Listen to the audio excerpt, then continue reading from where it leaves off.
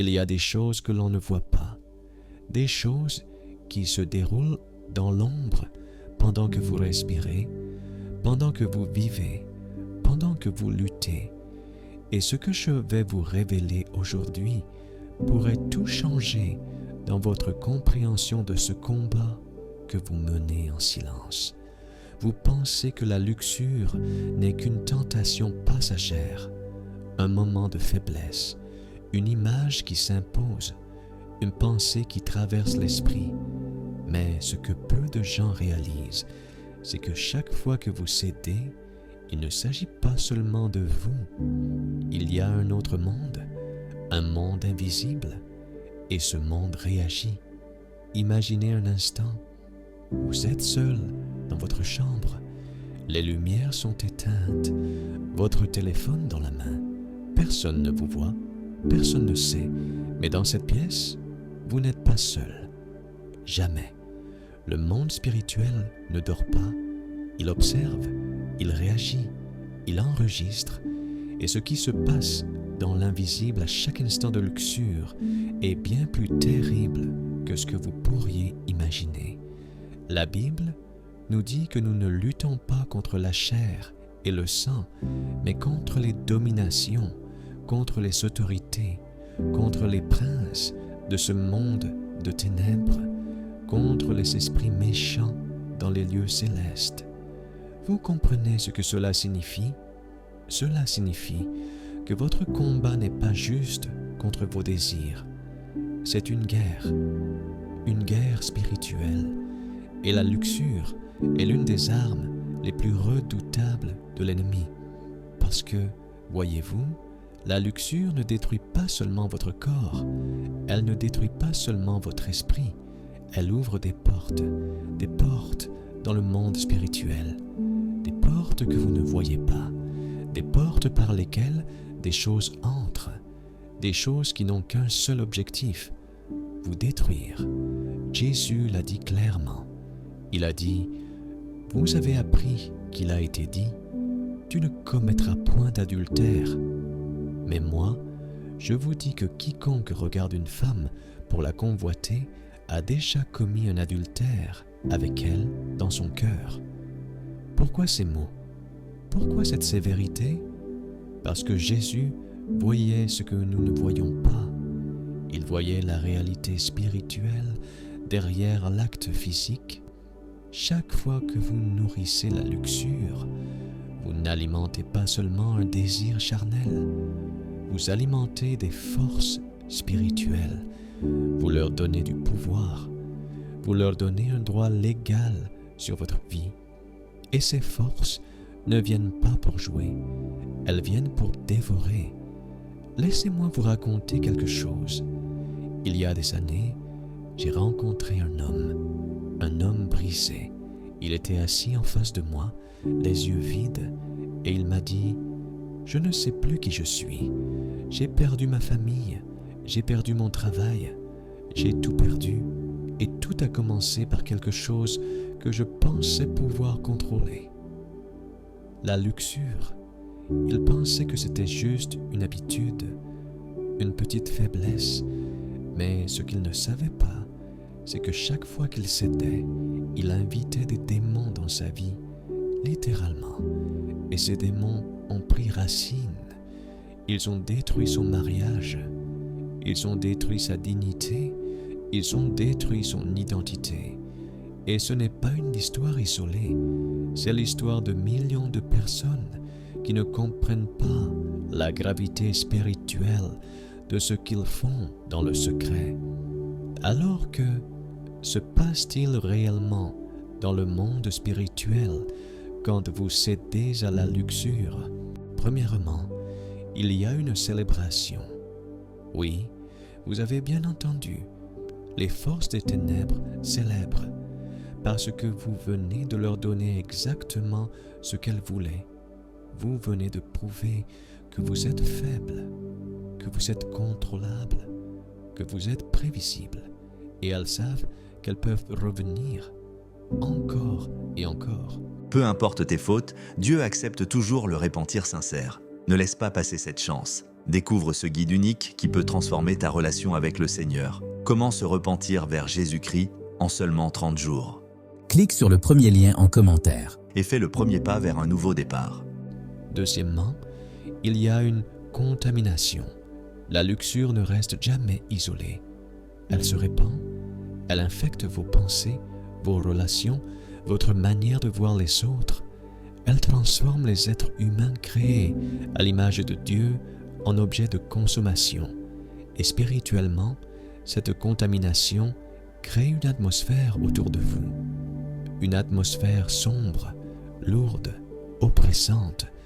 Les gens le ressentent, même s'ils ne peuvent pas l'expliquer. Troisièmement, il y a une séparation. La luxure crée une distance entre vous et Dieu. Pas parce que Dieu vous abandonne, mais parce que le péché érige un mur qui bloque votre communion, qui étouffe vos prières, qui éteint la lumière en vous. Et dans cette séparation, vous devenez vulnérable aux mensonges, aux accusations, au désespoir. Mais voici ce qui est fascinant, ce qui est bouleversant, ce qui devrait vous donner un espoir immense. Jésus-Christ ne reste pas silencieux face à tout cela. Pendant que les ténèbres réagissent à votre chute, Jésus réagit aussi. Et sa réaction est radicalement différente. Quand vous êtes dans votre lutte, dans votre honte, dans votre secret douloureux, Jésus ne vous abandonne pas. Il intercède pour vous.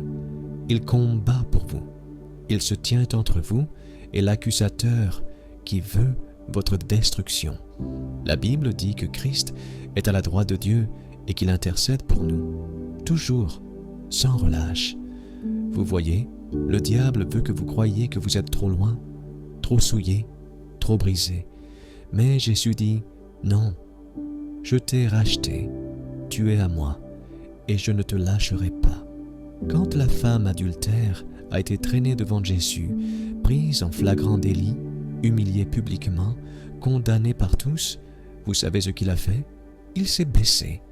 Il a écrit dans la poussière, et quand ils ont insisté pour avoir une réponse, il a dit que celui qui est sans péché jette la première pierre. Un par un, ils sont partis. Et Jésus, le seul qui était sans péché, le seul qui avait le droit de la condamner, lui a dit « Je ne te condamne pas non plus, va et ne pêche plus. » Cette femme n'était pas simplement pardonnée, elle était libérée, restaurée, transformée, et c'est exactement ce que Jésus veut faire pour vous aujourd'hui. Mais il faut comprendre quelque chose de crucial. La liberté ne vient pas par la volonté seule. Elle ne vient pas en essayant plus fort. Elle ne vient pas en vous haïssant vous-même chaque fois que vous tombez. La liberté vient par la révélation de qui vous êtes en Christ. Vous n'êtes pas défini par votre lutte. Vous êtes défini par son sacrifice. Vous n'êtes pas identifié par votre péché. Vous êtes identifié par sa justice. Et quand vous commencez à voir cela, quand vous commencez à marcher dans cette identité, quelque chose change dans le monde spirituel. Les portes que vous aviez ouvertes commencent à se fermer. Les chaînes qui vous retenaient commencent à se briser. L'atmosphère autour de vous commence à changer parce que vous n'êtes plus d'accord avec l'ennemi. Vous êtes d'accord avec Dieu. Et voici le secret que peu de gens comprennent. La victoire sur la luxure ne se gagne pas dans le moment de tentation. Elle se gagne dans les moments de communion. Quand vous passez du temps dans la présence de Dieu, quand vous remplissez votre esprit de sa parole, quand vous adorez, quand vous priez, c'est là que la transformation se produit. C'est là que vous devenez quelqu'un de différent. Paul l'a dit magnifiquement. Nous tous qui, le visage découvert, contemplons comme dans un miroir la gloire du Seigneur, nous sommes transformés en la même image, de gloire en gloire. Vous voulez être transformé? Regardez Jésus, contemplez-le, fixez vos yeux sur lui, et la transformation viendra naturellement. Mais soyons honnêtes, ce n'est pas facile, ce n'est pas instantané. Il y aura des combats, il y aura des chutes, il y aura des moments où vous penserez que vous n'y arriverez jamais. Et dans ces moments, rappelez-vous ceci: chaque fois que vous vous relevez, chaque fois que vous revenez à Jésus, vous remportez une victoire dans le monde spirituel.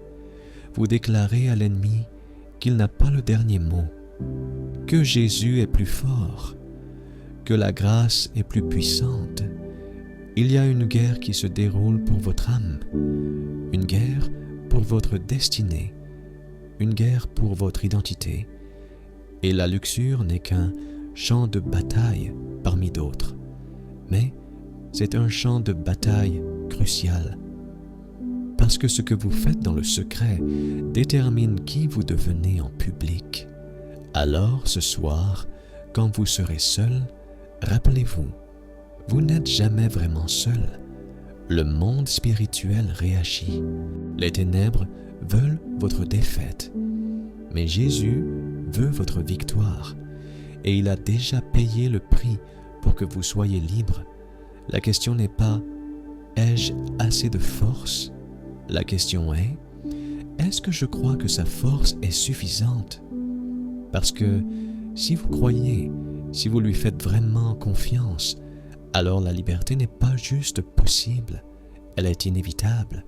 Le monde spirituel attend de voir ce que vous allez choisir. Jésus attend, les bras ouverts, prêt à vous relever, à vous restaurer, à faire de vous tout ce que vous étiez destiné à être. Alors choisissez. Choisissez la lumière. Choisissez la vérité. Choisissez Jésus. Parce qu'au final, c'est la seule chose qui compte vraiment. Et si ce message a touché votre cœur, likez cette vidéo, abonnez-vous à Guidance Divine et activez la cloche pour ne manquer aucune vérité qui libère. Laissez un commentaire pour partager où vous en êtes dans ce combat. Votre témoignage pourrait sauver quelqu'un aujourd'hui. Que Dieu vous bénisse et vous garde dans sa victoire. Peu importe tes fautes, Dieu accepte toujours le repentir sincère. Ne laisse pas passer cette chance. Découvre ce guide unique qui peut transformer ta relation avec le Seigneur. Comment se repentir vers Jésus-Christ en seulement 30 jours. Clique sur le premier lien en commentaire. Et fais le premier pas vers un nouveau départ.